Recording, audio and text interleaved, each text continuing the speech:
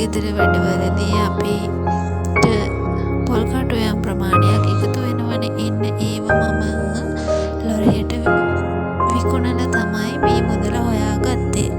පොල් කටු විකුණලම විතරක් නෙවෙයි, මගේ මාසික ආදායමෙන් පොඩි කොටසක් මම ඉතිරි කරන්න යොදා ගන්නවා. එහෙම ඉතිරි කරගත්තු මුදල් ටිකක් තමයි ඔය තියෙන්නේ. ඉතින් මම මේ දේ ඉතිරි කරගත්තේ ලොකුම ලොකු වැඩකට. ඉතින් අපිට පුළුවන් අපේ ජීවිතේ මොනවා හරි දෙයකට අපි ප්ලෑන් එකක් තියෙනවා නම් මං අනාගතයේ දවසක මට මෙන්න මේ වගේ දෙයක් කරන්න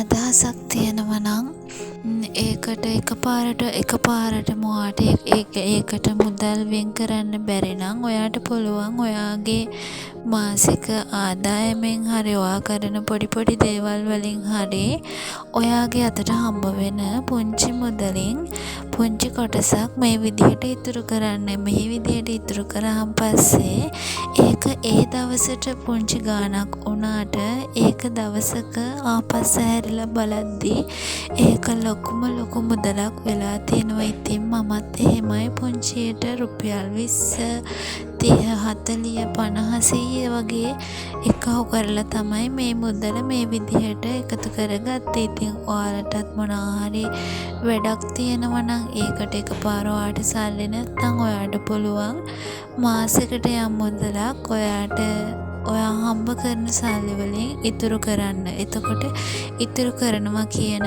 එක අද අපිට අත්‍යවශ්‍යම දෙයක් නේ. මොකද අපිට වැඩක් කරන්න ගියාම ඒකට අවශ්‍ය මුදල් එකපාර හොයා බැරි වෙන අවස්ථාවල් ඕන තරම් තියෙනවනේ. ඉතින් අන්න ඒකට විසඳුමක් විදිහට ඔයාටත් පුළුවන් මේ විදිහට ඉතුරු කරලා බලන්න.